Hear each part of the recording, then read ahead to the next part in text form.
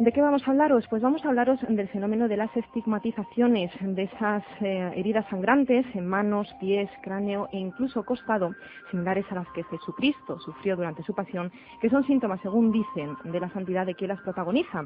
Vamos a hablaros de los místicos, sobre todo, que han protagonizado este tipo de heridas, y no solamente de los místicos en general, sino que vamos a ir de la mano de la historia de una mujer que vivió hace un tiempo aquí en España, muy cerquita de Albacete, en Ellín, y que es la madre María Luisa Zancajo de la Mata. Yo diría una de las estigmatizadas más importantes de nuestro país.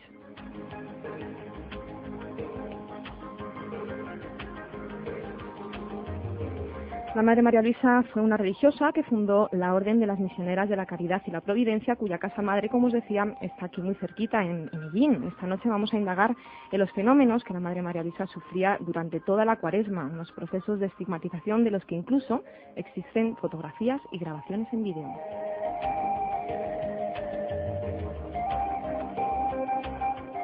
Y para hablar de este tema, pues hemos invitado a alguien que ya conocéis porque ha estado con nosotros en otras ocasiones aquí al otro lado. Se trata de José Antonio Iniesta, que es investigador, es escritor, que participó aquí en este programa, si os acordáis, para hablar del tema de los ovnis en Ellín, y también cuando abordamos ese libro de Testigos del Prodigio, donde precisamente se trata la historia de la Madre María Luisa. Aunque en aquella ocasión no nos dio tiempo a ahondar en ella, hoy vamos a dedicarle el programa entero. Yo creo que la noche de hoy es pues una buena ocasión para que participéis, ya sea a través del IRC, y estará esperándoos Paco Alonso en el canal al otro lado, bien vía teléfono. Tenemos dos números a vuestra disposición, son el 967 24 59 70 y 967 24 59 78, 967 24 59 70 y 967 24 59 78. Ya sabéis que finalizada la entrevista vendrá Paco Alonso precisamente para continuar con esa sección que llevamos ya unas semanas ofreciendo sobre advocaciones marianas. Hoy nada más y nada menos analizaremos la biografía o la historia, la leyenda de la Virgen de Guadalupe. Ismael, un saludo desde aquí, desde el otro lado de la pecera, al otro lado. Buenas noches, y buenas noches a ti también, José Antonio Iniesta. Buenísimas noches. Es un placer para mí tenerte por tercera vez aquí ya. El placer es mío por estar envuelto en esta magia, en este misterio y sobre todo en tu presencia. Con un tema, como yo decía hace escasos minutos, que se las trae. El tema se las trae, sobrecogedor. Porque la Madre María Luisa, aunque muchos de vosotros habréis oído hablar de ella, sobre todo en los últimos, yo diría el último par de años, que fue ha sido cuando se ha empezado a divulgar más el asunto, gracias también a ese libro de Testigos del Prodigio, gracias también a esa intervención que realizaste en una televisión nacional. Pues la gente ha empezado a conocer quién era la Madre María Luisa, sobre todo por esos fenómenos que vivió durante toda su existencia. Pero yo creo que hay muchos detalles de la historia de esta mística que se nos escapan y que esta noche vamos a analizar aquí en profundidad. ¿Te parece, José Antonio? Me parece estupendo. Yo creo que eres la persona indicada para ello. Bueno, sí, llevamos algunos años en investigando, ¿no? ¿Cuánto sí, tiempo llevas investigando? Bueno, concretamente en esta historia en particular son 16 años ya. 16 años. Desde que me fue revelada, además, precisamente por la máxima autoridad, la persona que en vida, lógicamente, sabía más de la Madre María Luisa. ¿A quién nos referimos? Al padre Manuel Soria, que era su director espiritual y era la persona a la que ella estaba encomendada y quien, tenía conocimiento diario al instante de cada una de las manifestaciones de esta mística estigmatizada y que además, fue el custodio de toda la información y gracias a él, nos ha llegado. Pero en mi caso llegó de una forma no casual, no existe la casualidad, pero sí directamente, y no porque hubiera una entrevista por medio ni ningún acontecimiento, sino a lo largo de una charla que nunca me imaginé yo que me iba a deparar lo que sin duda es un privilegio para un investigador. Es el caso, entre comillas, perfecto. Yo creo que sí, tiene mucho de caso perfecto. Antes de pasar a materia, ¿quién era la Madre María Luisa, para aquellos que no la conocen? La Madre María Luisa era una mística estigmatizada. Yo puedo decir con toda claridad que sin duda es el caso de estigmatización más importante de la historia de España por sus connotaciones, por su fenomenología y sobre todo por las pruebas que tenemos en mano. Hay muchos místicos, hay cerca de 500.000 de místicos destacados a lo largo de la historia después de la muerte de Jesucristo, porque no olvidemos que los estigmas recrean a aparentemente pues esas señas de identidad, esas llagas, esos signos, esos estigmas que representan la pasión y muerte de Jesucristo. Pero dentro de estos casos, indudablemente, muchos, bueno, decir todos, se sumergen en la leyenda, en aquello que dijeron, en viejos testimonios, en legajos antiguos. Pero aquí, afortunadamente, aunque con mucho trabajo, desde luego, he tenido la oportunidad no de rastrear en los viejos archivos, que, bueno, tiene su mérito y lo suelo hacer con frecuencia, sino creo que es algo mucho más importante, que es rastrear en la tradición oral o la expresión oral o el recuerdo o la memoria de las personas que afortunadamente están vivas. Claro, es que eso es una gran suerte a la hora de que ese caso realmente sea perfecto, como decíamos antes, porque si podemos acudir directamente a las fuentes de información, no a legajos, sino a las fuentes de información vivas que todavía están, eso es una gran ventaja. O sea que ahora mismo, ¿cuántas personas continúan con vida de las que conocieron? Muchísimas. Yo las conozco, tengo contacto frecuentemente con ellas y diariamente o con una relativa frecuencia tengo la oportunidad de hablar con ellas, sondear, incluso voy conociendo nuevos testimonios. Realmente, a pesar de estos 16 años, a pesar de cientos de entrevistas o encuentros con personas, yo creo que nos encontramos ante la punta del iceberg, ¿no? Pero vamos, te diría, me has hecho una pregunta, es importante que la gente que nos escucha sepa quién es la Madre Luisa. Decía que es una gran mística por su espiritualidad, por los escritos que nos dejó, por su contacto muy vehemente, muy manifiesto con las entidades, como puede ser la Virgen, Jesús, los santos ángeles, estigmatizada por sus fenómenos, como decía, pero bueno, por ubicarnos un poquito, habrá que decir que nació en un pueblecito sin lavajos, de Ávila, o sea que tiene ese misticismo heredado ya de las tierras castellanas. Y esta mujer, bueno, pues nace el 4 de noviembre de 1911 y hay que tener en cuenta que nació, pues en esa época, pero fíjate cuando nos deja, cuando llega aquí a Ying, además tendremos oportunidad de hablar con ella, y nos deja pues un 5 de junio de 1954, o sea que pues la mujer era muy joven, bueno, muy joven, sí, cuando murió, pues que estamos hablando que nos deja con 43 años y sorprendentemente nos deja una gran historia del fenómeno paranormal, aquello que quizás a veces dentro de lo religioso o la Iglesia hay menos interés porque se destaque, pero bueno, nosotros como investigadores nos interesa eso, aunque personalmente como pues, un investigador también del fenómeno espiritual, el fenómeno luminoso, la temática de su espiritualidad, de los textos que nos deja son impresionantes, ¿no? Y bueno, pues esta monja religiosa de puro nacimiento, podríamos decir, pues se queda paralítica con solo 2 años.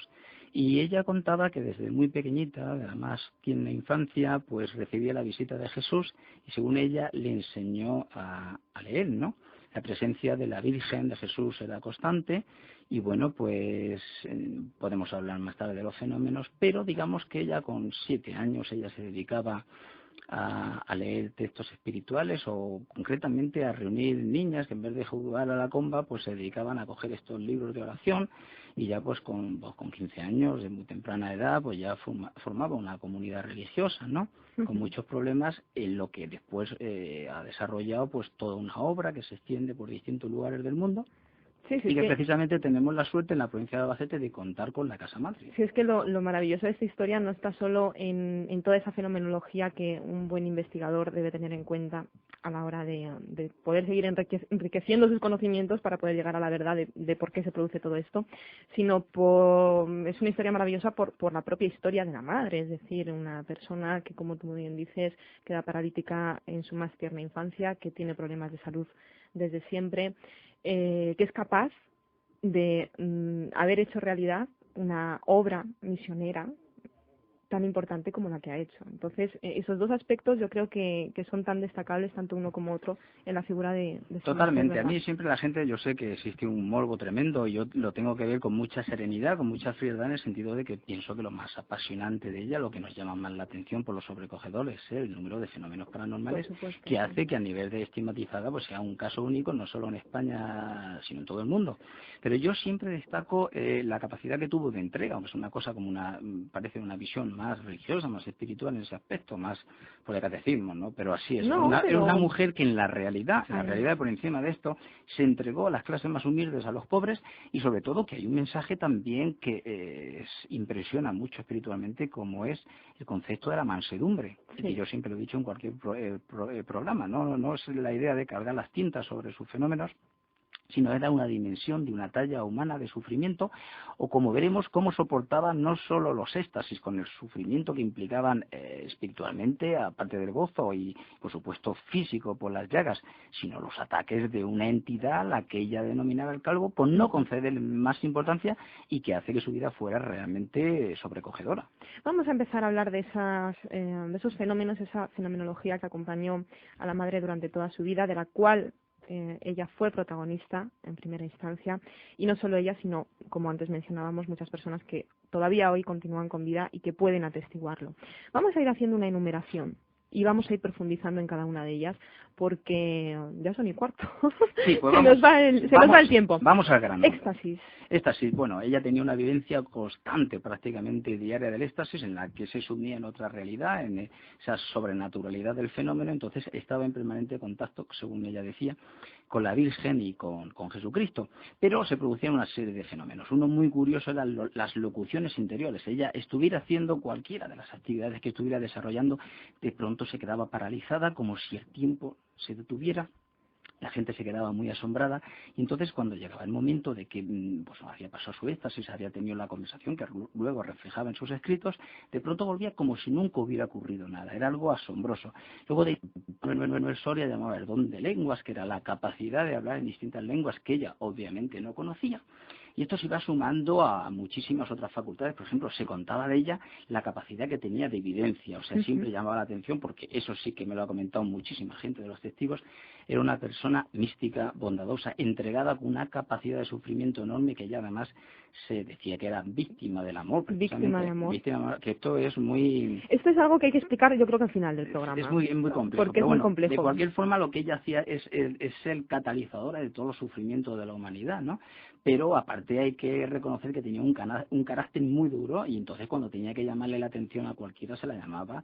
Y bueno, pues por ejemplo tenía lo que eran los arrobamientos, que es un fenómeno que a mí me llama mucho la atención, porque era en lo que ella entraba en un éxtasis, una especie de regocijo interior, de contemplación interior, y la gente observaba que si bien la Madre María Luisa no era realmente bella, no era muy agraciada, la verdad, el rostro se le transfiguraba, se le cambiaba, se le volvía bello. Es asombroso, porque hay manifestaciones de ella en las que realmente no parece la fotografía o la apariencia normal, ¿no? ¿En esos arrobamientos era cuando se producían fenómenos de pirogenia? Sí, efectivamente. Lo más asombroso de esto es que no solamente era el rubor, el arrobamiento místico en el que se le cambiaba el rostro, sino que salía fuego por la boca. Lo digo así con toda la tranquilidad, porque es así. Además, ella tenía un gran pudor y no quería llamar la atención, entonces siempre se tapaba muy humildemente la boca. ¿Qué es lo que hacía con ello? Que quemaba todos los pañuelos, trapos, cualquier prenda que se pusiera, y yo realmente los he tenido en mis manos, no quemaba.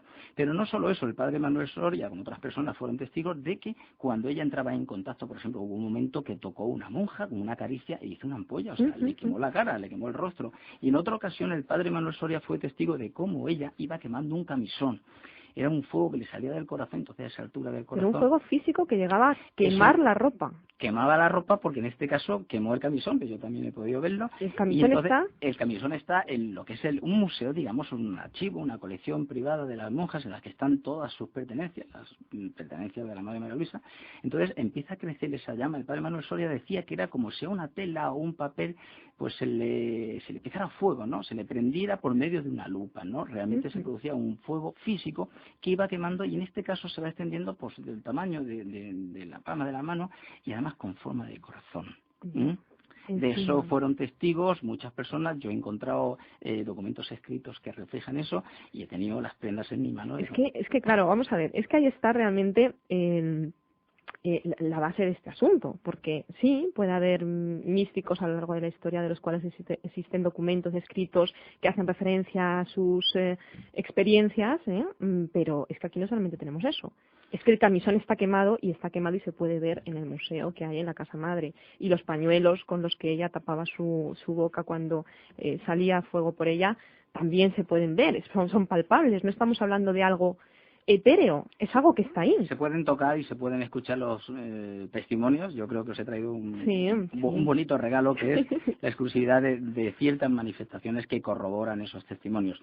Por ir centrándonos un poquito, porque hay mucha fenomenología, ella vivía lo que se llamaban raptos. Ella decía textualmente que sentía como si los huesos se los fueran sacando de uno en uno y fueran recomponiendo después su cuerpo. Es sorprendente y no quiero establecer otros paralelos porque nos llevaría a muy larga distancia, ¿no? Pero esto sí me recuerda mucho esas descripciones de los chamanes cuando dicen que son descuartizados ritualmente, que parece algo como tan asombroso, pero realmente lo que se produce es una disgregación, una ruptura de todo su organismo, siente como son destrozados y luego se funden con el universo. Imagínate cosa más sorprendente, es como si realmente toda su anatomía se disgregara, se destrozara para formar parte íntegra de todo lo que les rodea y luego vuelven a ser los mismos, ¿no? Entonces, en experiencias chamánicas los chamanes lo reflejan. Y hay otra cosa que a mí me sorprende mucho, lo que más llama la atención y que creaba muchos problemas para las monjas que le acompañaban. Y es que la Madre María Luisa, eso está constatado, hay muchísimos testigos que dan, incluso que lo vamos a escuchar esta noche, de cómo la Madre María Luisa sencillamente desaparecía y le daba igual que hubiera pasillos por medio o que tuviera las puertas cerradas. O que fuera paralítica. Bueno, sí, lo hemos dicho al principio, que a nadie se le olvide que la Madre María Luisa tenía grandes dificultades para moverse, se tenía que mover con las muletas y realmente por de cintura para abajo pues estaba absolutamente tullida, ¿no? Entonces digamos que se iba impulsando con las muletas. Entonces, teniendo tal dificultad para moverse, hay pruebas, están los testimonios de cómo desaparecía, aunque estuvieran las puertas cerradas, o como veremos, un caso también la más grande de las desapariciones, como lo hizo con medio metro de nieve, ¿no? El caso es que además ella contaba que la llevaban a librar batallas con ese demonio, con el calvo que llamaban, o a veces para contemplar la gloria de Jesús resucitado. Era algo increíble. Alguien podría decir, bueno, pues se escondería por algún sitio. No, la Madre María Luisa era buscada, desaparecía, y lo más sorprendente, unas pruebas que corroboran esto, es que en algunas ocasiones lo hizo sin las muletas. Dejando las muletas en el lugar donde desaparecía. Claro, porque ella realmente sí. No las necesitaba, claro, según esa hipótesis explicativa que has hecho refiriéndote a los chamanes, sí. No las necesitaría. Estaríamos hablando de una pura desmaterialización, con lo cual no necesitaba las muletas. Pero es que más hay algún caso en la desaparición se produjo en camisón. Imagínate que ya es difícil que una monja paralítica se deje las muletas, pero más lo es todavía, me atrevería a decir, que se vaya en camisón por ahí, ¿no? Y a veces estaba mucho tiempo desaparecida, luego volvía. De hecho, la desaparición más importante que la que tenemos conocimiento es la que se produce el 7 de diciembre de 1950, cuando ella sencillamente está en Madrid, está contemplando la nieve, hay medio metro de nieve, y ella, porque he encontrado además los testimonios escritos de cómo María Sánchez González, la hermana de don Antonio Sánchez González, que era el arcipreste de allí, cómo escribe con su puño y letra la historia que yo le he encontrado, es maravillosa, y entonces refleja lo que la Madre María Luisa le cuenta, y que era de alguna forma un misterio, se comentaba, se hablaba la gente y tal, pero ahí está la prueba concluyente de cómo lo expresa la Madre María Luisa. Entonces dice que se le aparece la Madrecita, que es la Virgen, como ella la llamaba, y le dice que se monte en un coche que está ahí fuera, entre la nieve, ¿no? Entonces ella pues, se ve montando en el coche, ya ella lo cuenta así, pero claro, nunca se encontraron huellas, no saben cómo salió, porque había gente en la casa, pero hacía como siempre, desaparecía. La Madre María Luisa cuenta que cuando está dentro del coche, cuando está con ellos, desaparece el coche. Fíjate qué cosa más surrealista. Llega a desmaterializarse el coche. O sea, claro, pero es que realmente no había ningún coche, porque claro. Aquí hacía paseando ya por encima de la nieve sin dejar huella, y de pronto se ve en un coche que desaparece. Entonces ella dice que estuvo toda la noche con ellos. No dice quiénes son ellos, pero indudablemente siempre estaba hablando de la Madrecita, que era la Virgen, y de Jesús. Y lo más sorprendente es que desaparece toda la noche y al día siguiente aparece en la estación de Jin. Ella, muy desconcertada, se encuentra absolutamente asombrada, perpleja, ¿no? Porque al fin y al cabo esas cosas la superaban, ¿no? Allí es cuando llega a esta ciudad de Jin y funda ya a lo largo del año 51, estamos hablando de finales del año 50, pues ya a lo largo del año 51 funda lo que es su casa madre. Hay un personaje que ya hemos mencionado en el tiempo que llevamos de programa y es el calvo. ¿Quién era el calvo? Bueno, el calvo era una entidad que ella llamaba con ese nombre porque decía que no le quería conceder la importancia de llamarle demonio, tal, lo llamaba así, ¿no? No sabemos realmente cómo lo estaría viendo para describirlo, pero esta entidad, bueno, pues la sometía a terribles torturas, ¿no? Le cogía los brazos, las piernas, se las volvía hacia atrás con tremendos crujidos, se olía azufre, se veía humo, la lanzaba, de ahí están los testigos que la ven, la lanzaba contra las paredes, le arrancaba el cabello, hay testimonios de cómo ese cabello ha sido arrancado, yo lo he tenido muy cerca, lo he estado observando, pues no lo tengo en mis manos, por supuesto. Sí, pero está también allí en el museo. Está en el museo, efectivamente. Le volvía las órbitas de los ojos al revés. Sí, sí, sentían o veían las marcas de cómo le clavaba por las púas de los peines, ¿no? Y efectivamente le volvía las órbitas. Imaginaos los oyentes que nos estáis escuchando, ¿qué puede pasarle a uno por la cabeza cuando ve a una persona que tiene al lado, que de repente se ve sacudida por una fuerza invisible hasta el punto de golpearse contra las paredes, de volverse, como decimos, los brazos al revés, de arrancar algo que no se sabe qué es, pelo? ¿Qué cara se le queda a uno, José Antonio? Porque es que yo es que no me lo imagino. Sí, porque alguien puede estar tentado, que es lo que Ahí piensan, está, ¿no? Que todo este fenómeno de éxtasis, incluso de estigmatización, es el producto de su gestión. ¿Tú crees que es producto de su gestión? No, de que esta mujer tenía tantísima fe ya desde pequeña que era capaz de producir en sí misma estos fenómenos. ¿Tú piensas que eso no es una opción? Yo estoy absolutamente convencido de que no, porque lo que sí sé, lo tengo muy claro, es que la mente es capaz de hacer muchísimas cosas, ¿no?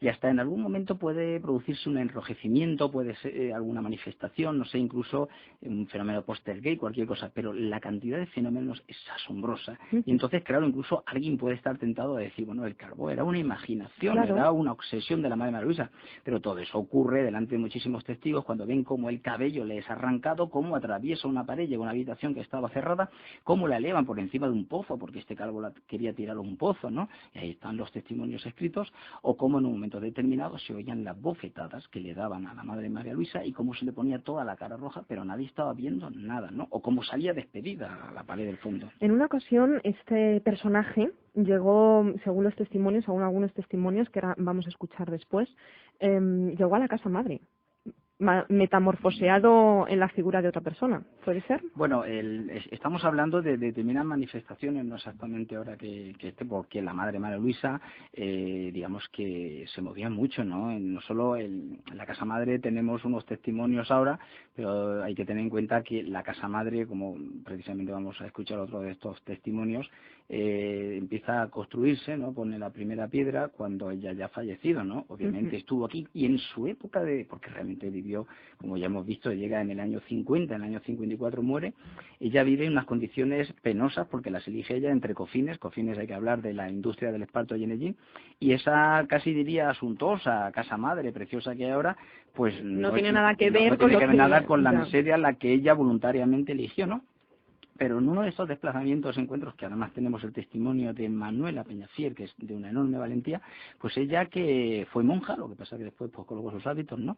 Pero ella fue testigo de estas bofetadas, de cómo la despedía contra las paredes, pero hay un momento que ella, precisamente, Manuela Peñafiel, le abre la puerta al que supuestamente era el padre Manuel Soria, con toda su ropa, su sotana y tal, lo ve de una forma un poco como astrosa, abandonada, ¿no? Con mal encarado, que diríamos, ¿no?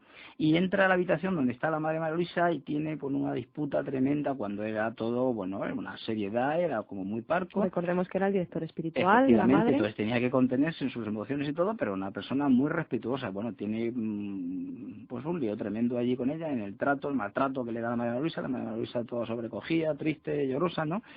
Y cuando se va dice, madre mía, el padre Manuel Soria, qué trato me ha dado y tal. Y luego confirma que el padre Manuel Soria nunca salió de casa. Era enfermo, era diabético y por una circunstancia determinada nunca había salido. Entonces todos llegaron a la conclusión de que era el calvo. De que había sido el calvo. Este testimonio precisamente de Manuela Peñafiel lo ha traído José Antonio Iniesta aquí en primicia, diríamos, ¿no? Porque no se ha emitido nunca. Pues sí, los testimonios que he traído, pues de algunos se ha dado una información, pero vamos, son testimonios que están grabados y no se ponen todos los días. Pues vamos a escucharlo. Y era el padre Manuel, claro, el padre Manuel pues entró, no le saludó ni nada, y todo el sombrero, deja la mesa, entra a la habitación, nosotros vamos a ver, Y luego pues con ella muy poco tiempo. Y ya salió, lo vimos que sale el padre Manuel, sale la madre Amparo, y llama, padre, que vaya, dice, sí, me voy, pero muy bien, no, total, no te cuides ya. Bueno, eso fue. Y ya estamos con la madre, y la verdad está muy fácil, madre, que más se pasa al padre, no sé cómo. Ah, esta tarde, no sé, hoy, no lo veía yo, y mira que poco tiempo ha estado, me hace caso. Así que, bueno. Y cuando llegó a la noche, Paco, no estaba en su casa, y era, dice, ¿qué le pasa a mi madre? ¿Qué le pasa a mi madre? Dice, ¿sabes lo que me ha pasado? Que hasta el padre aquí, y no va a ir en casa. Y se han dicho, ahora llamarlo yo, que me va a decir, a ver por qué no te ha hecho caso a mí. Porque coge Francisco Paco, el teléfono y llama al padre. Al padre Manuel, sí, que se ponga al padre Manuel. Y se pone y dice, Paco, ¿qué le ha dicho a la madre? ¿Qué te sacas de qué le ha pasado? ¿Qué le ha dicho? Y digo, no, que así, que estoy malo, que he salido. Entonces ya pensaba que fue. Ahí teníamos ese testimonio. José Termina Antonio. diciendo ya, fue. José Antonio, ¿no las has oído? Bueno, me estabas hablando. ¿No las has oído? A todos los oyentes les invito. Investigación. Yo creo que ahí hay alguna psicofonía grabada, ¿eh? Bueno, quién sabe, mira, yo... Hay que investigar esa cinta, José Antonio. Yo te digo que yo soy, bueno, o trato de ser muy objetivo y ver incluso con frialdad. Tengo un inmenso respeto por la madre de Luisa, pero también te diría, he vivido historias muy singulares en toda esta evolución, en todo este proyecto de investigación, y realmente nada es normal alrededor de la madre de Luisa. Te lo comento porque, bueno, por suerte o por desgracia, mi oído está hecho al mundo de la psicofonía como investigadora también, y ahí hay tema también, ¿eh? Yo te puedo decir que cuando hicimos la presentación del libro en Madrid, Testigos del Prodigio, esto es una cosa que jamás lo he contado ni lo he dicho en ningún sitio, y la que estaba allí de relaciones públicas con los distintos autores y tal, además nos dio la alegría enorme de que era nuestro libro, pues récord de ventas allí, estaba causando mucha expectación. Me dice, oye, pero ¿qué pasa con este libro y tal? Y se me ocurrió una cosa más extraña, estaba diseñando el cartel que se pone allí en la Feria del Libro en Madrid. Y entonces dice, de pronto empiezo a ver que esta mujer se va elevando, y me aparece, y lo estoy diciendo clarísimamente por primera vez en la vida, dice, y me aparece la imagen de la Virgen. Y yo me quedé sobrecogido, digo, ¿cómo que la Virgen? Dice, sí, se veía la Virgen, se estaba alargando la imagen, eso nunca me ocurrió, se estaba deformando la imagen y aparecía la Virgen. Digo, pero vamos a ver, tú sabes que esto es una monja, ¿no? Sí. Y que va vestida de blanco y tal. Dice, sí, pero esto no tenía que ver nada con la monja, dice una aparición de la Virgen. Me está diciendo una persona que no sabía absolutamente nada del y tema. que no había leído, porque era las relaciones públicas que estaba allí, y no se había leído todavía el libro. Te sorprendería de cómo allí me llegó una persona, justo cuando me estaba contando esto, pues llegó una persona de Zaragoza que vino expresamente a Madrid para participar allí. Si no te puedes imaginar lo que me ocurrió, dice, voy a una zapatería de Zaragoza a comprarme unos zapatos y tal, porque entonces digo que vengo aquí. Entonces cuando estoy probándome los zapatos, dice, ¿no será el libro de José Antonio Iniesta? En Zaragoza. Y entonces dice, sí, ¿cómo sabe y tal? Dice, porque, bueno, entonces le cuenta a la persona, dice, yo es que era de los grandes amigos de la madre María Luisa. O sea, una serie de sincronicidades, sí, y esta mujer me lo contaba casi llorando. La historia de la Madre María Luisa no solamente es grande por su propia historia, sino por todo lo que está entrañando una vez que se está empezando a divulgar lo que le ocurrió. Ahí está. Porque el tiempo es maravilloso, pero es traicionero cuando se acelera y no da tiempo para tanta cosa. Vamos a escuchar otro testimonio de Concepción Pérez, si no me equivoco. Sí, creo que es además un testimonio histórico, porque Alfonso Pérez, que fue el hombre que recogió a la Madre María Luisa, famosa historia que yo había recogido por ahí por la calle, ¿no? Con su tartana, pues claro, este hombre falleció, yo no tuve la oportunidad de conocerlo, y un día investigando, conozco a la hija y me cuenta, además se le ponía todo el vello de punta cuando lo contaba, estaba impresionada porque me decía cómo su padre, al recoger a la Madre María Luisa, al verla tan desvalida, pues de pronto se queda sobrecogido porque la Madre María Luisa no es que pesara poco, es que sencillamente levitaba. Estaba levitando, pero después cuenta la historia de Isabel Moreno, de su madre, de cómo le llega, claro, a la casa del tartanero y aparece la Madre María Luisa, y entonces le dice que venía para que su marido, Alfonso, pues la llevara con la tartana. Claro, esta mujer, la madre de Concepción Pérez, le dice a la Madre María Luisa, ¿quiere tomarse usted un café? La Madre María Luisa lo rechaza, no, se vuelve, nada, unos segundos, y cuando se vuelve ya no estaba la Madre María Luisa. Había desaparecido. Ni por supuesto tenía la capacidad de recorrer la inmensa calle, ni siquiera salir con las muletas. Cuando llegaron allí de nuevo, pues al convento, preguntaron y dijeron, no, si es que la Madre María Luisa no se ha ido. Sí, sí, ¿Nunca ha salido de aquí? No ha salido de aquí.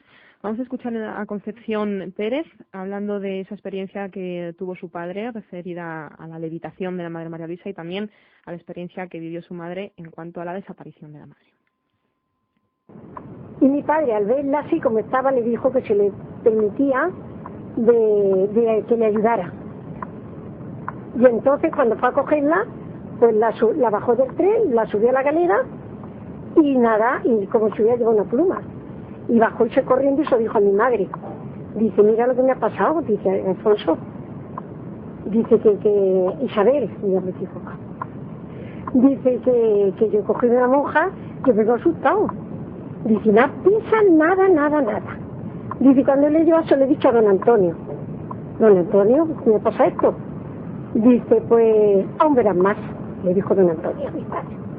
Bueno, pues ya se pasa un poco tiempo y entonces fue a mi casa a darle el recado de que la recogieran, que se iba de viaje. Y mi madre, pues al verla así, le dijo que si quería algún café, que si quería café con leche, en fin, le daba algo. Y ella le dijo que no.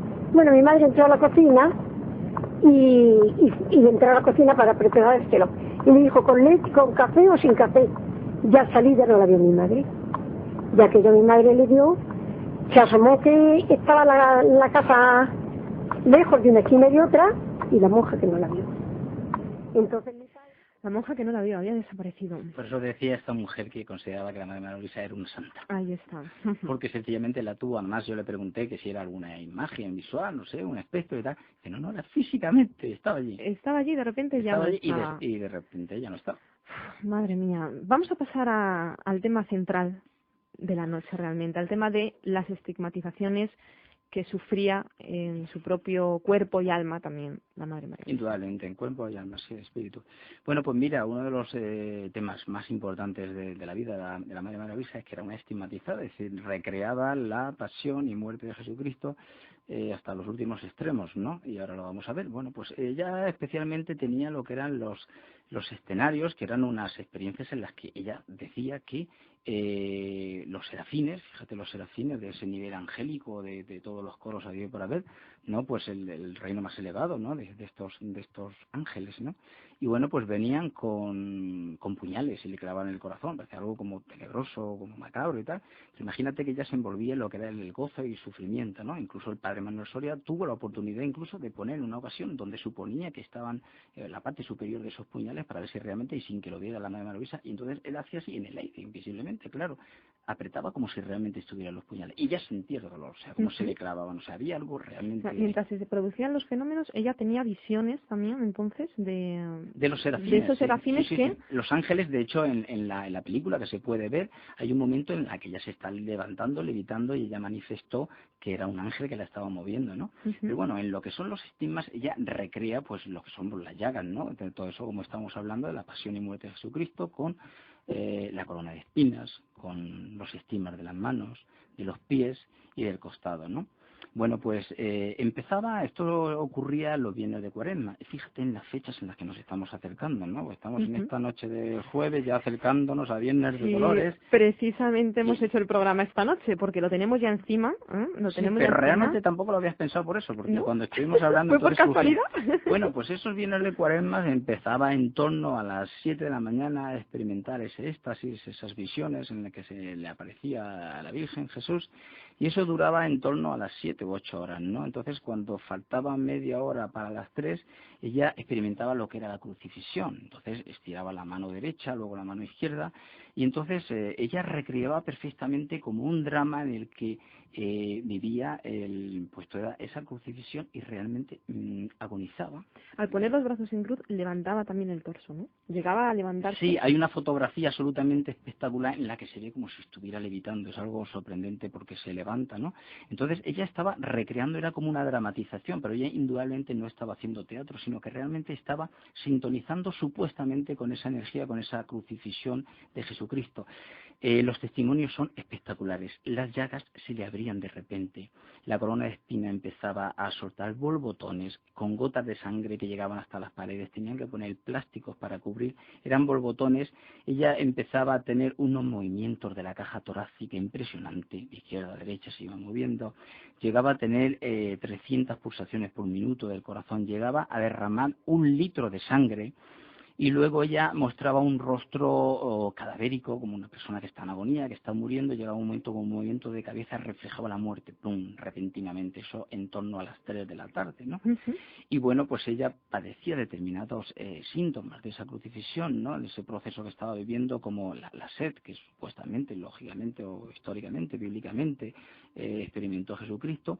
Y bueno, imagínate el espectáculo dantesco, pero que a la vez es absolutamente sublime, porque ella sufría como le estaban clavando esos clavos, como era crucificada, pero a la vez tenía esa visión de la Virgen, con lo cual tenía un sufrimiento y un gozo. Y yo te digo que es una de las experiencias más sobrecogedoras, sobrenaturales e impactantes, ver los ojos, las pupilas de la Madre María Luisa en éxtasis, porque se ve envuelta físicamente en un sufrimiento atroz, pero a la vez está realmente reflejando a través de sus ojos el puro cielo. ¿Qué vería la Madre María Luisa? ¿Qué vería? Pues en referencia a esos serafines que le clavaban puñales, del propio diario de la Madre María Luisa, del diario que el padre Manuel Soria le recomendó escribir, si no me equivoco. Recojo un fragmento, dice: luego vi cómo en la Cuaresma pasada, que de sus manos a las mías venían como unos rayos de fuego que las atravesaban de un lado a otro, de igual forma que de sus pies a los míos. Observé que le salía un rayo de cada mano y de los pies uno solo, que luego se dividía en 2, igual de su sagrada cabeza. ¿Esto hasta qué punto podrían ser imágenes simbólicas? Volvemos al tema de antes. Yo lo digo porque me pongo en la piel del oyente también. Y sé que los oyentes, no sé, de todo tipo. Hay personas que creen en esto ciegamente, no necesitan pruebas, tienen fe y por tanto lo creen a ciegas, pero hay otros que no, hay otros que esto le puede llegar a sonar a cuento chino. ¿Hasta qué punto? Volvemos a lo de antes. Hombre, indudablemente yo pienso que estamos acercándonos, en el caso de la mentalidad y la visión espiritual de la Madre María Luisa, a un arquetipo, a un símbolo, pero eso no es incompatible con lo que se produzcan los fenómenos, ¿no? Vuelvo a decir lo mismo de antes, ¿no? Que hay mucha gente que puede estar tentada a pensar que es una persona absolutamente susceptible, sugestionable o incluso paranoica, pero no, yo tengo que hacer una defensa a ultranza en el sentido de que el fenómeno se escapaba de ella. Ella era protagonista, era el centro, era el vórtice, pero ese fenómeno y todo lo que ocurría alrededor de ella envolvía a todo el mundo, ¿no? Y es que fijaos, queridos oyentes, que igual que decíamos antes, que en el caso de la pirogénesis que ella expulsaba de su cuerpo, por ejemplo, existían pruebas físicas para aquellos incrédulos, en el caso de estos procesos de estigmatización, estas pasiones que vivía la Madre María Luisa, pues a partir de ese viernes de Cuaresma que comentabas, hay una película de vídeo. Hay una película, hay una prueba. Yo he tenido la oportunidad de verla en 2 ocasiones y es un documento histórico de estos que se ven una vez en la vida, ¿no? Porque volvemos a decir lo mismo, no sabemos las maravillas que podría experimentar Santa Teresa de Jesús o cualquiera de los místicos que nosotros conocemos, ¿no?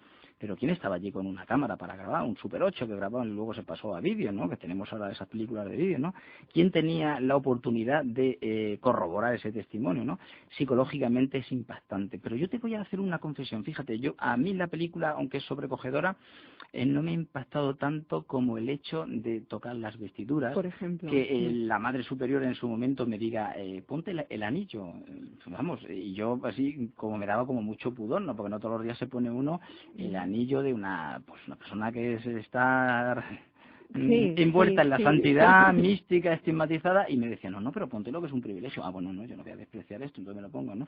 Y recuerdo una anécdota que alguien incluso podía decir hasta también en su gestión, pero quiero decir que yo he mantenido en todo momento la mente como muy tranquila y fría en ese aspecto, ¿no? Pero voy a contar una anécdota y es como cuando me puse esa sortija, ese anillo, ¿no? Pues de pronto me envuelve un calor, eso tampoco lo he contado nunca, esta noche estoy contando muchas cosas. Esta noche, José Antonio. Y bueno, además tenía el dedo muy pequeñito, por eso recuerdo me lo puse en el dedo meñique, porque es que no me daba para más, ¿no? Tenía un dedito así muy pequeñito, porque ya era muy menudo, ¿no? Y entonces me envuelve, pero un calor como si tuviera cuando tienes el anillo en la guantera del coche, ahí se está como muy caliente la cosa, ¿no? Y yo veía que aquello me ardía en el dedo, ¿no? Pero yo me callo y tal. Y iba una persona conmigo, y entonces, claro, pues la Madre Superior en su momento le dijo también, póntelo tú, anda, tal, así, para que no tuviera reparos el hombre también, ¿no? Y cuando salimos fuera de la casa madre le digo, oye, ¿tú estás pensando lo mismo que yo? Pero sin decirle nada. Y dice, Odo, pues todavía me quema el dedo. Bueno, pues se ve que éramos dos sugestionados. Increíble, he sido Y sugestionado. muchísimas cosas que vivo con él. Tenemos aquí a Paco Alonso, nuestro coordinador oficial del canal al otro lado en el IRC Hispano. Buenas noches, Paco. Hola, buenas noches a todos. ¿Qué te parece? Pues los pelos de punta. Los pelos de punta, ¿verdad? Ni me lo esperaba. Siempre se oyen otros estigmatizados, desde San Francisco de Asís, que según tengo oído fue el primero, el Padre Pío, y otros que salen por televisión, sobre todo en los programas estos Sí. que todos conocemos. Pero como la historia de la Madre María Luisa, La verdad es que... pocas hay, pocas. Yo diría que muy, muy, muy pocas. Vamos a ver qué preguntas son las que se están haciendo nuestros oyentes a través de Internet. Por ejemplo, Pedro desde Valladolid, referente a que la Madre María Luisa, habéis comentado que hablaba con Jesús y la Virgen María, pregunta que si alguna vez los describió. Sería la pregunta del millón, que cómo eran realmente Jesús y la Virgen. ¿Recoge ella en sus escritos una descripción? Hombre, yo he leído ya muchísimos escritos de ella, cuenta, pero lo que pasa es que ella siempre destacaba más la belleza, el resplandor. Es decir, no hay una descripción que yo ahora mismo recuerde de cómo era, si tenía el pelo de esta forma o de la otra, ¿no? Hay mucho que ha escrito ella, muchísimas cartas, y sobre todo hay muchas cosas de las que yo no puedo hablar porque en teoría no existen, ¿no?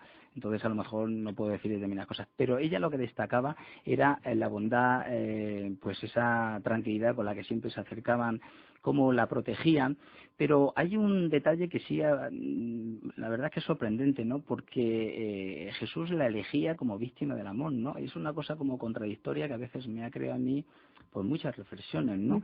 Porque realmente hay que estudiar muy a fondo el texto de lo que está hablando, porque si no podemos tener la imagen de un Jesús que es autoritario, un Jesús que quiere a una persona para que sufra, para que canalice ese sufrimiento. Tú eres la persona que va a sufrir todo lo que está ocurriendo. Entonces, pero no era esa la perspectiva. No. Yo lo que creo que hacía como una especie de corriente telúrica, como un canalizador, en la que ella es una forma de transmutar todo lo negativo, toda la energía que hubiera alrededor. Es una cosa sorprendente. Ella tenía ese sacrificio único, perpetuo, muy íntimo, ¿no? Y por eso realmente es como si estuviera purificando todo lo que le rodeaba, ¿no? Recordemos que las religiosas de esta orden que fundó la Madre María Luisa tienen 4 votos, son el de obediencia, el de castidad, el de pobreza y además el de víctima de amor. Es decir, ella instituyó de alguna manera esa experiencia personal y la hizo extensiva, ¿no?, a la propia orden.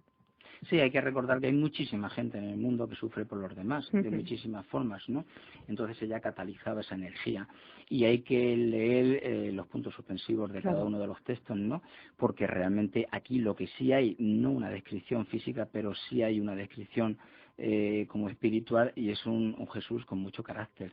Es un Jesús que exige mucha paciencia, que exige una moralidad muy grande, ¿no? Sorprendente, pero a la vez que se está entregando continuamente esa criatura, y le habla muchísimas veces lo que sí de jardines, de belleza, de hermanamiento, sobre todo con el padre Manuel Soria, ¿no? Y ya recreaba unos lugares que eran absolutamente preciosos y dementes, algo maravilloso. ¿Más preguntas, Paco? Pues desde aquí desde Albacete, Juan pregunta que si ha hecho predicciones. ¿Se ha hecho predicciones tipo profecías? Exactamente. Sí, profecías. No, yo no conozco profecías. Bueno, vamos a ver, profecías es lo que entendemos por profecías. Y algunos ya la entienden, apocalípticas, o lo que va a ocurrir dentro de otro, ¿no? Lo que sí ella tenía el don de la evidencia, y entonces sí hablaba de sucesos que le ocurrirían a otras personas del entorno. En ese aspecto sí.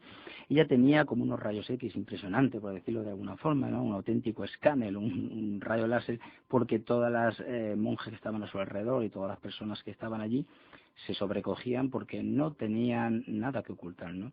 Tengo algunos testimonios increíbles de cómo las niñas cuando estaban ahí pues hacían alguna travesura y ella lo sabía, es decir, sabía todo lo que se movía a su alrededor, y a veces pues sabía, por ejemplo, de Juana Gallal, que hemos traído un testimonio, sabía perfectamente que ella nunca sería monja, y bueno, pues precisamente nos ha facilitado un testimonio absolutamente increíble y hermoso. Sí es una profecía, sí es una predicción, pero no a nivel, no sé, cósmico, universal, o a nivel del planeta, de sus sucesos y tal. Eran de las visiones muy íntimas, porque entre otras cosas ella nunca quería llamar la atención. Ya que has mencionado a Juana Gallal, ¿es así? Sí, efectivamente. Vamos a escuchar ese otro testimonio que ha querido traernos José Antonio, más que nada porque lo que decíamos antes, que no se ha divulgado todavía. Yo creo que es un día importante como para... Este sí que es absolutamente exclusivo, porque a raíz de esta participación en un programa a nivel nacional, ¿no?, me sorprendió porque además hay unas características muy particulares. Es una mujer muy religiosa, muy de estructuras, como te diría yo, muy fundamentadas, ¿no?, en el seno de la Iglesia Católica. Luego además era como la niña mimada, ¿cómo no? Era, por supuesto, ya lo dice así, la niña mimada de la Madre María Luisa. Le tenía un gran fervor la Madre María Luisa a la pequeña, y sobre todo porque en su momento se le dieron instrucciones muy claras de que nunca revelara esta información. A mí me felicitó a raíz de esta entrevista programa a nivel nacional, y yo además le pregunté, digo, ¿y por qué revela esto? Dice, porque realmente estoy harta ya de tanto secreto, de tanto oscurantismo, ¿no? Me felicitó incluso, y estamos hablando de una persona que además es religiosa y dentro del contexto, o sea, era la mano derecha infantil, lo que pasa estaban las monjas, pero infantilmente era la mano derecha de la monja, y hay muchísimas anécdotas. Entonces, el testimonio valiosísimo es cómo ella es protagonista de una de las desapariciones, en este caso aparición, porque aparece allí en el convento, y por otra parte de cómo Juana Gallar ve a la Madre María Luisa levitar por encima de las piedras, e incluso cómo cuando después de muerta, cuando se pone esa primera piedra, esa misa para hacer el convento futuro, pues el sacerdote eleva la sagrada forma, ¿no?, para el primero que le tocara, el primero que se acercara. El primero que se acercó se quedó sin esa sagrada forma porque la vio levitar, y todas las personas que estaban allí se elevó por los aires y sencillamente desapareció. Pero eso, que para nosotros es milagroso, sobrenatural, absolutamente prodigioso, era cotidiano para la Madre María Luisa. Lo escuchamos. No. Lo que pasa es que yo... eso de que se aparecía y desaparecía, no la veía, pero estaba en clase, había un ventanal casi de grande como este, y mi pupitre estaba al lado de la ventana, y bajaba la hermana Carmen llorando, porque, hermana, ¿qué le pasa? Que ha venido la madre. Y digo, ¿y cómo ha venido la madre? Ella me decía, pero no me decía muchas cosas, pero que haya venido porque se supone que estaba fuera. Que estaba fuera, ¿Estaba en Madrid o en eso, claro, llorando, le bajaba. ¿Qué le pasa a hermana Carmen? Porque hermana Carmen me queda mucho y yo la quiero. Que ha venido la madre. Y yo ya, como ha venido la madre, que ha venido la madre, ya a la próxima vez que me dijo, se ha marchado la madre, dije, ¿y dónde se ha marchado la madre? Que ni he visto un taxi, ni he visto la tartana, porque le llevaban las tartanas de calcetines, y no sé si... Una vez que la lleva la tartana con el calcetines, otra vez al taxi. Pero aparecía y desaparecía, y nosotras no veíamos a nadie llevar a la madre. Eso es tan cierto como que me tengo que morir. Y entonces la hermana Carmen fue la que lo hizo, y luego la de Concepción, que fue toda la madre. Es que aparece y desaparece la madre. Y bueno, otra cosa más. O sea, que bueno, estaba allí en el colegio y la veía a través de la ventana, o sea, que la llegó a ver físicamente cuando se supone que cuando no estaba. O sea, que no, yo... O sea, que fue testigo también de esa desaparición. Cuando pone padre Manuel aquí, yo fui testigo. Claro. Yo, cuando lo vi, digo, pues yo soy también testigo. Lo que pasa es que, claro, era una niña y no debía hacer cosas de mierda. Eso es una cosa. Andar, pues ella iba en muleta, y aquí para abajo era su tratos. Recuerdo perfectamente que toda la parte del Calvario, todo era cerro, no había ninguna calle asfaltada, todo era cerro. Y cuando llovía, pues claro, se quedaba las calles, todo piedra, habían baches de medio metro, y roca. Y del trayecto de la casa de la madre a la casa de Pepa de Ramírez, íbamos a llamar por teléfono. Bueno, yo me llamaba, iba a la madre con la hermana Carmen, y siempre me llevaban a mí, como le digo, que yo de mascota. Y para andar por allí teníamos que las crías pues saltar, y pues la madre, yo a la madre en una ocasión vi las muletas y ella volando. Vi las muletas y a ella, y el hábito que no tocaba la ropa.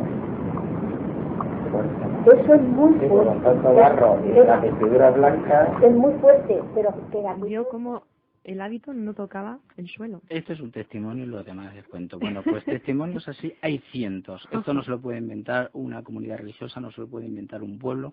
Son personas que además formaban parte de un secretismo absoluto por parte de las monjas, porque siempre han tenido ese pudor y porque realmente en su época no fue vista muy bien esa historia por la Iglesia Católica, ¿no? Porque siempre estaba más pendiente de otros, bueno, de otras historias, ¿no? Como pueden ser milagros. Sí. Para nosotros esto de luego es milagroso, pero los fenómenos paranormales, ¿sabes qué hacen? Levantan un poquito de ampollas, ¿no? Hombre, levantan ampollas, todos sabemos que la Iglesia de alguna u otra forma se interesa por ellos, pero no está bien visto. Efectivamente, decir con la Iglesia hemos topado porque le interesa mucho, saben más, a veces incluso que nosotros, ¿no? Tienen sus buenos parapsicólogos y luego además ejercitan mucho estas labores, ¿no? Porque los desarrollan, ¿no? Pero en secreto. Y bueno, pues en ese aspecto, por parte de las monjas, el pudor que tenían, siempre han sido muy responsables en ese aspecto, yo entiendo la cautela, ¿no? Y luego también te puedo decir que en el conjunto de Jin, realmente, aunque son muchos los testimonios, pues se daban muy en secreto, muy a nivel familiar, y el conjunto de Jin no sabía nada de esto. O sea, la gente no sabía ni que existía la Madre María Luisa hasta que se hizo un programa un programa de radio que yo revelé esta información. Y a pesar de ese programa de radio, todavía hoy, aquí hablas del tema con cualquier persona que sea de Jin o de Albacete, que está, ¿a cuántos kilómetros está? 50 kilómetros, 60 kilómetros, y no se conoce. Es un tema que no se conoce. Paco, una última pregunta. Pues desde Sevilla nos la plantea Andrea y dice, ¿quién le mandaba los estigmas a la Madre María Luisa? Bueno, le mandaba, realmente eran por inspiración divina según ella, y además como Gemma ha leído muy bien esa lectura, le llegaban unos rayos de luz que eran los que realmente provocaban, fíjate qué cosa más maravillosa, espiritualmente, físicamente, energéticamente, es la luz la que genera estas llagas. Pero luego, aparte de Jesús, que es realmente el protagonista de esta historia fundamental, porque para eso la Madre María Luisa está recreando, dramatizando sus estigmas, sus llagas, ¿no? Pero hay unos seres muy singulares que los hemos nombrado, que son los serafines, y yo los llamo los cirujanos de luz. Y para mí esos son los artífices, ¿no? Son en ese aspecto, entre comillas, como los trabajadores ahí de la casa, ¿no? Porque siempre intervienen ellos, ¿no? Y no solo por el tema de la Madre María Luisa, sino que en todos los fenómenos, o muchos fenómenos de estigmatizados, ¿no? Cuando se producen los estigmas, aparecen los serafines, ¿no? Es decir, hay una conexión ahí con los ángeles, pero no es que le mandaba, sino que había una pura conexión. Entonces realmente se sintonizaba la Madre María Luisa con Jesús y realmente en ese momento era Jesús. Es un poquito experimentar en sus carnes la crucifixión, lo que es la muerte, por eso ya se sentía agonizar, incluso lo reflejaba y se le torcía el cuello como si estuviera muerta, y en ese aspecto era la pasión y muerte de Jesucristo en vivo. ¿Cuánto tiempo estuvo viviendo la Madre María Luisa estas experiencias? ¿A lo largo de cuántos años? Pues la Madre María Luisa vivió desde su más tierna infancia, como he dicho, desde los 2 años. Las estigmatizaciones me refiero.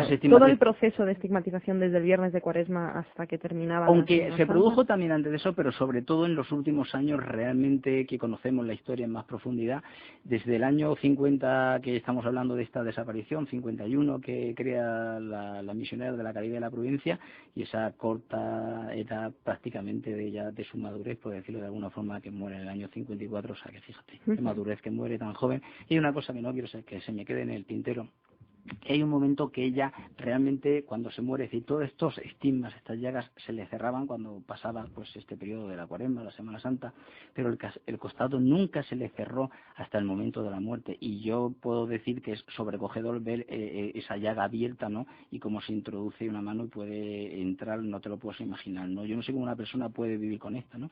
Entonces hay un momento que ella se muere, pero ella no se muere de enfermedad, y no se muere de ancianidad, y no se muere por nada. Entonces le dice al padre Manuel Soria que se va a morir, ¿no?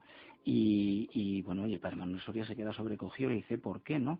Y entonces, más o menos, recuerdo así las palabras, viene a decir, porque he descubierto que tengo desarrollada perfectamente la virtud de la mansedumbre. Eso es increíble. Es decir, la mansedumbre es el ser manso de corazón, esa beatitud interior, esa tranquilidad, esa espiritualidad, esa sencillez. Decían de ella incluso que era tan sencilla, tan ingenua, entre comillas, que realmente no sabía nada de la sexualidad. Era como absolutamente pura y casta en todos los sentidos, ¿no? Entonces, cuando ella desarrolla esa mansedumbre, que es el estado de manso de corazón, cuando es beatitud absoluta, sencillamente no tenía ningún hueco que ocupar en este planeta, en este mundo, en esta vida. Sencillamente se muere, porque ya había hecho lo que tenía que hacer. Obedeciendo. Esa es la historia que a mí siempre me queda por encima de la sangre, de los borbotones, de los estigmas, del calvo dichoso, dando el tostón a todas horas, delante de todo tipo de testigos.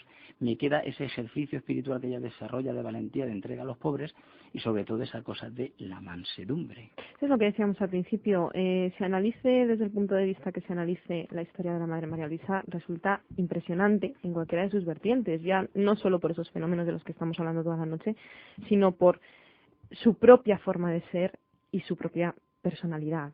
Que alguien sea capaz, vuelvo a repetir, en las condiciones en las que lo hizo y con sus condiciones personales, que sea capaz de fundar una orden como la que ella fundó y que sea capaz de haber iniciado una obra que hoy todavía tiene continuación y que hace tantísimo bien en nuestro mundo, para mí ya es, solamente por eso, es una persona digna de admiración. Yo lo veo así. Eso es maravilloso, porque fíjate el prodigio, y no lo hemos comentado, podemos decir pues muy sencillamente, el hecho de que se biloque y esté en dos sitios a la vez. Por ejemplo, o la materialización de objetos, que eso tampoco hemos hablado. Efectivamente, como en un momento determinado ya tenía tal desconocimiento del mundo, de la sociedad, de lo que le rodeaba, que cuando necesitaba pues el billete del tren, a gente, yo que sé, que se le sorprende mucho, sí. Pero es así porque tengo los testimonios recogidos de cómo ella, la madrecita, se lo extendía, indudablemente que alguien tendría que pasar por la estación de tren, alguien tendría que recogerlo, y dice, pero eso se manifestaba en sus manos, le llegaba a ella, ¿no? Igual que cuando llega a la estación de Gines, la madrecita, lo que es la Virgen, ¿no? La que le dice, móntate en la tartana, es decir, pero hay un tartanero, es decir, siempre una manifestación física, ¿no? Pero bueno, que efectivamente había cristos sangrantes y había materialización de objetos, y hay una medalla de oro preciosa que lleva Maruja Pacheco, que es un... José Antonio, me estás leyendo la mente esta noche. Claro, estamos conectados no solo tú y yo, sino con la Madre María Luisa. Estamos sintonizados. Cuando en un momento determinado hay una persona de Jin, que es Maruja Pacheco, que lleva con un honor inmenso una medalla de oro que aparece para el arcipreste, que es un personaje fundamental en esta historia, don Antonio Sánchez González, y cómo aparece una medalla de oro que se materializa, que además con un texto Mater Tua, con una imagen de la Virgen, pero aparte con Mater Tua, madre tuya, o sea, una cosa como tu madre, tu expresión, ¿no? Respecto, estaba hablando lógicamente de don Antonio Sánchez González como un regalo, ¿no?